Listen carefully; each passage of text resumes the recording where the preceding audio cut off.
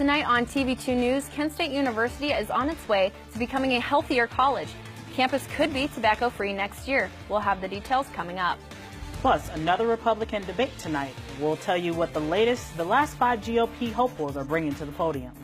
And Winter Storm Petros is bringing snow and gusty winds across the country. Stay tuned to find out how Ohio is being affected in my full forecast. TV2 News starts now.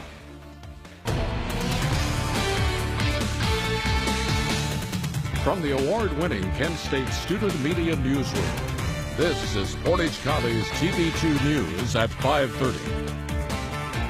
Undergraduate student government met with President Beverly Warren Wednesday night to discuss a ban on campus smoking. Good evening, I'm Megan Dearling. And I'm Portia Booker. Campus may become tobacco-free thanks to USG and Bev Warren. Our Anna Huntsman has more. Anna? Thanks, Megan and Portia. Undergraduate student government passed a measure last night to ban all tobacco products from campus. I spoke to students and members of USG on how they feel about the issue. If a new resolution is passed by the KSU Board of Trustees in March, you won't be able to take your smoke break on campus. Kent undergraduate student government passed a tobacco-free campus resolution at its meeting last night, a measure that would ban the use of tobacco products from all Kent campuses. USG Senator for Public Health Chelsea Kennedy said she proposed the resolution after hearing of other Ohio colleges' tobacco-free policies and says it's time for Kent State to take action. Several other Ohio campuses and universities, public and private schools, have converted to smoke-free or tobacco-free, and so I think that aligns with Kent State's policy or priorities that Beverly Warren has put out that state that we want to be jumping at the chance to be a healthy campus. Kennedy was also inspired by the U.S. Department of Health and Human Services Tobacco-Free Schools Initiative, which encourages all U.S. colleges to adopt smoking or tobacco bans. While the resolution passed at the USG meeting yesterday, Senator-at-Large Matthew Chernesky abstained from voting, saying that while he wants to promote a healthier campus, this might not be the best way to do it. I think that it might infringe upon the individual rights of the students here, specifically with things like chew. I am more in favor of a smoking ban instead, because smoking doesn't affect just the smoker, it affects everyone around them. Now, despite these oppositions, Senator Kennedy says she believes the resolution is necessary for a safer and healthier campus environment. If we do become a tobacco-free campus, I think that this just shows that Kent State is willing to go the extra step to creating a healthier campus and invite more students to come to campus. The tobacco-free campus resolution would ban the use of all tobacco products, including e-cigarettes and chewing tobacco. In addition, it would also increase tobacco cessation programs for Kent State students and faculty. The University Board of Trustees will meet on March 9th to vote on the resolution. For TV2 News, I'm Anna Huntsman.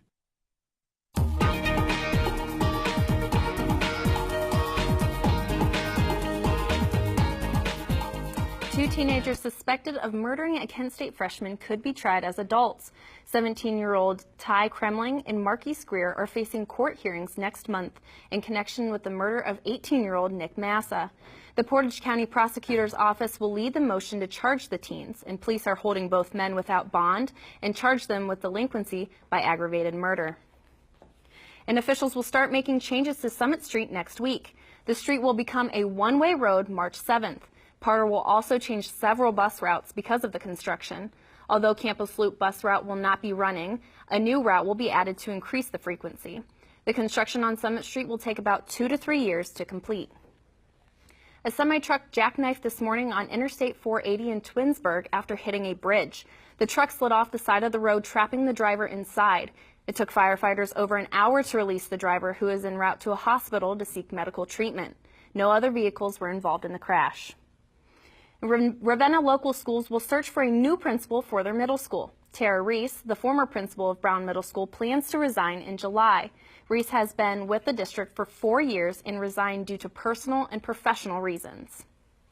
Thank you, Megan. The Ohio Department of Education released more information regarding how school districts performed last school year. Report card data included overall student achievement, annual progress, as well as gap closing. Gap closing deals with how much students in different ethnic, racial, and income groups receive equal education. The release also includes how much money is spent by the district and per student. And Akron-Canton Airport announced plans to move forward with a $30 million gate replacement project Thursday. The project will not increase the number of gates, but will spread over a larger area. Additional restrooms, a new business center, a kids' play area, and restaurants are part of the project. Construction is set to begin next year and be completed in 2018. And with the snowstorm many of us woke up to this morning, one concern around campus is safety. Our correspondent, Alex Dietz, has the latest. Alex? Thanks, Portia. Despite what the groundhog predicted, the winter weather isn't going anywhere yet. Stating last night, the snow continued to fall all day long, and the grounds staff is keeping up and making sure that the students on campus are safe during the harsh weather. I spoke to staff member Rebecca Berry-Hill today and found out more information. We couldn't pre-treat the way we normally do, but today we were lucky that the snow didn't come earlier than our shift started. So we came in, and any slick spots that were on sidewalks or stairs, we applied some sodium chloride and hoped for the best. Definitely heels are not the wisest choice. Any leather-based shoes or leather-soled shoes are really tough on slick conditions. She also stated that groundskeeping staff will be staying overtime tomorrow to prepare for tomorrow's predicted snowfall. I'm Alex Taylor for TV2 News.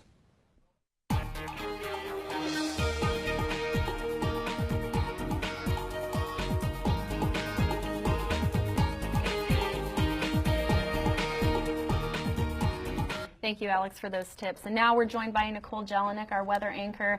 Yesterday we saw rain, and today we're seeing snow. I know. And how about how much we're getting? We are getting so much. It's predicted to be about 1 to 3 inches. It looks like it already has been about 1 to 3 inches. It's just not stopping. And you know what? It's all coming from the winter storm Petros. Let me show you. If you take a look over here at our radar, you will see that there's a lot of snow and ice that is coming through. And it's going to continue, but only for today. If we move and you take a look at temperatures right now in Ohio, you're going to see a pretty consistent trend. It's going to be in the 30s and 20s. You look over here in Cleveland, it's at 32. Kent, we're at 28, a little bit colder, but it does feel like 20 degrees. Very, very cold, like I said. We're going to move on here. It's 28 degrees, feels like 20, and you got to watch out for that wind. That wind and snow is going to continue throughout the night, but thankfully it will stop tomorrow. We move on here. You're going to see that the temperature tomorrow is going to be a little bit better, but not too much. Tonight it's going to drop down. You're going to see about 1 to 3 inches, and you got to watch out for that wind. So that wind and snow is going to continue throughout the night here. And tomorrow it's going to be 28 degrees. About the same temperature as today, but you're going to see this wind will slow down a lot. It's going to be 10 to 20 miles per hour. And then if we continue on here, you will see more in my next forecast.